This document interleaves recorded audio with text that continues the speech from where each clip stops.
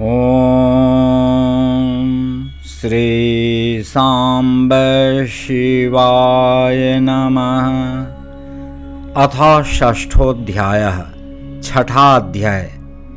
देवी उमा का हिमवान के हृदय तथा मैना के गर्भ में आना, गर्भस्था देवी का देवताओं द्वारा स्तवन, देवी का दिव्य रूप में प्रादुर्भाव, माता मैना से वार्तालाप तथा पुनः नवजात कन्या के रूप में परिवर्तित होना। ब्रह्मा जी बोले, हे नारद, कुछ समय बीतने के पश्चात उन पति पत्नी दोनों ने देवताओं के कार्य के लिए जन्म हेतु भक्तिपूर्वक जगदम्बा का स्मरण किया। इधर अपने पिता के यज्ञ में योग द्वारा शरीर त्याग करने वाली भगवती चंडिका ने हिमालय पत्नी मैना के गर्भ से जन्म लेने का विचार किया। प्रसन्न होने पर संपूर्ण कामनाओं को देने वाली वे महेश्वरी अपने वचन को सत्य करने के लिए पूर्ण अंश से हिमवान के चित्त में प्रविष्ट हुई। उस समय महामनस्वी वे हिमालय प्रसन्नता से अपूर्व कांति संपन्न होकर अग्नि के समान तेज समूह से युक्त हो गए। तत्पश्चात समाधि संपन्न होने से गिरिराज हिमालय ने सुंदर कल्याणकारी समय में अपनी प्रिया मैना के उदर में शिवा के उस परिपूर्ण अंश का ध्यान किया। इस तरह हिमालय की पत्नी ने हिमवान के हृदय में विराजमान करुणा करने वाली देवी की कृपा से सुखदायक गर्भ धारण किया। संपूर्ण जगत को आश्रय देने वाली उन देवी के गर्भ में आने से गिरिप्रिया मैना सदा तेजोमंडल के बीच में स्थित होकर अधिक शोभा पाने लगी। मैना ने अपने पति को सुख देने वाले तथा देवताओं के आनंद के कारणभूत शुभ अभिष्ट गर्भ लक्षण को धारण किया। शरीर के अधिक दुर्बल होने के कारण उन्होंने सभी आभूषणों को उतार दिया। उनका मुखमंडल श्वेत वर्ण हो गया और वे प्रभातकालीन चंद्रमा के प्रकाश के क्षीण हो जाने से अल्प तारागणों वाली रात्रि के समान दिखने लगी। गर्भवती होने के कारण दिनानुदिन मैना में गिरिराज का प्रेम आधिक्य होने लगा। वे हिमालय मैना की सखियों से सदा यह पूछते रहते थे कि मैना को किन वस्तुओं की इच्छा है।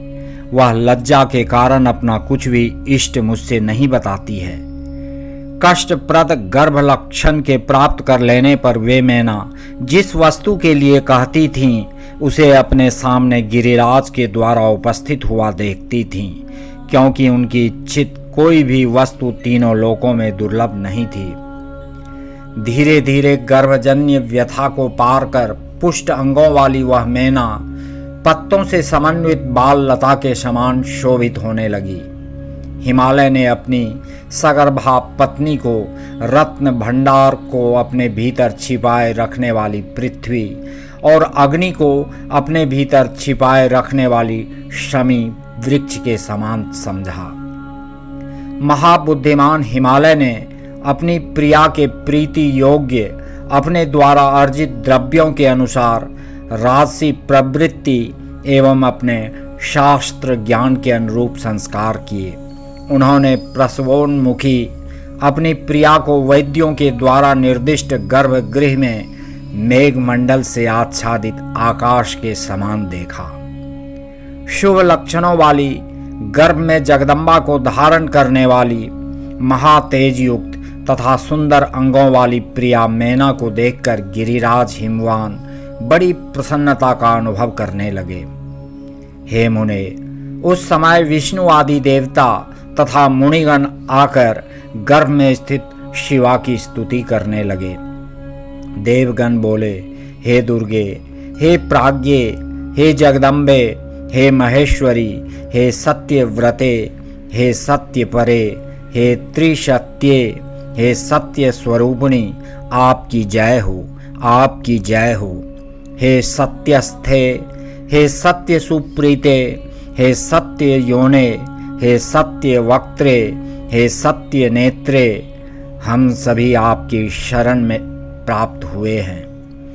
हे शिव प्रिय, हे महेश्वरी, देवताओं के दुख को दूर करने वाली, आप तीनों लोकों की माता, सर्वाणी, सर्वव्यापिणी तथा भक्तों से स्नेह रखने वाली हैं।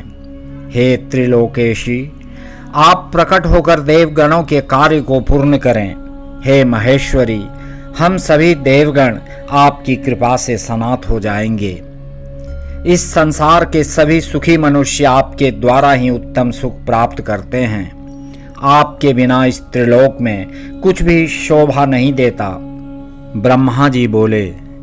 इस प्रकार सभी देवगण प्रसन्न चित्त होकर गर्भ स्थित महेश्वरी की बहुत स्तुति करके अपने अपने धाम को चले गए।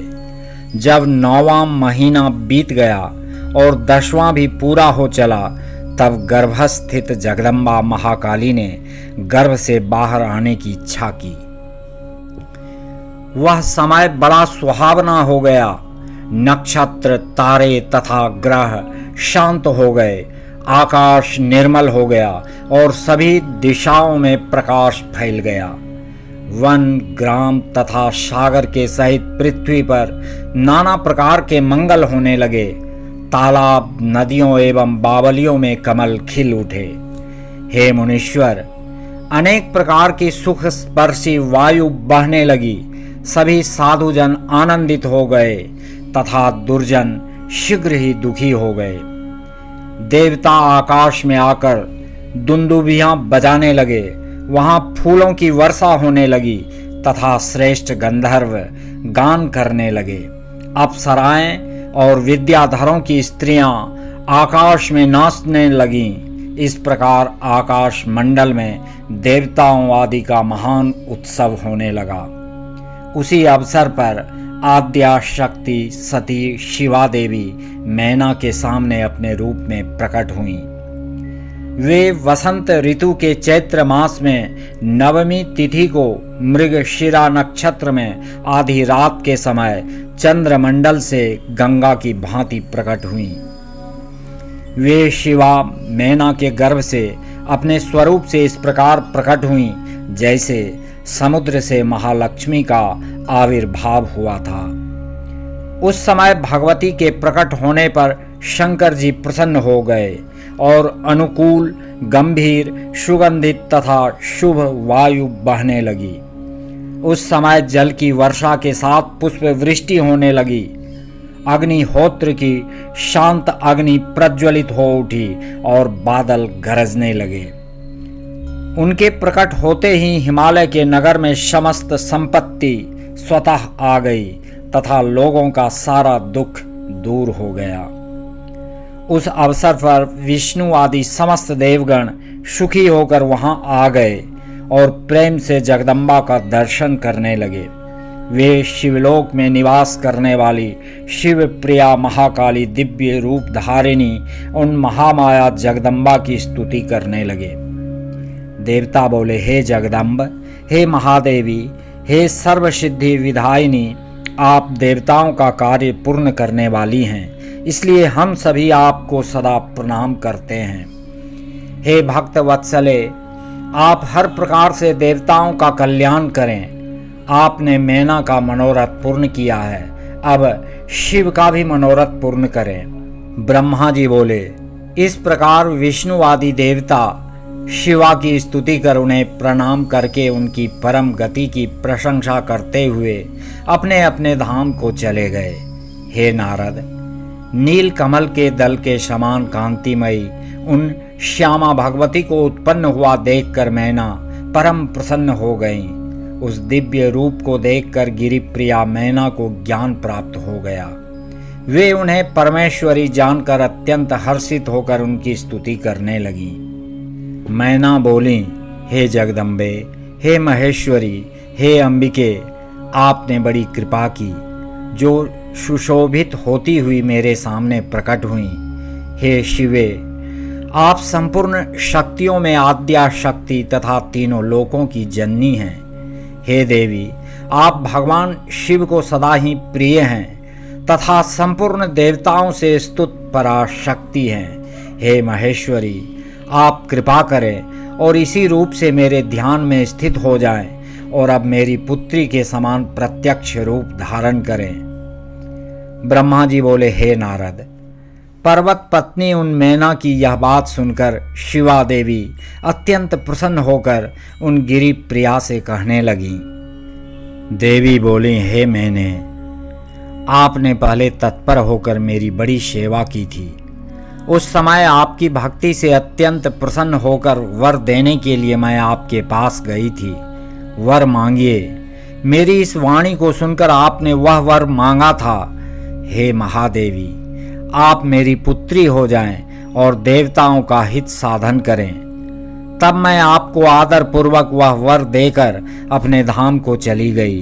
हे गिरि कामिनी, अब समय पाकर मैं आपकी पुत्री हुई हूँ।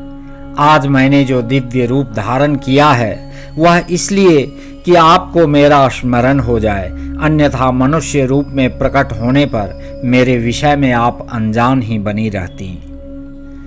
अब आप दोनों पुत्री भाव से अथवा दिव्य भाव से स्नेह पूर्वक मेरा निरंतर चिंतन करते हुए मेरे परम पद को प्राप्त होगे। मैं पृथ्वी पर अद्भुत लीला करके देवताओं का कार्य सिद्ध करूंगी। भगवान शंभु की पत्नी होऊंगी और सज्जनों का उद्धार करूंगी।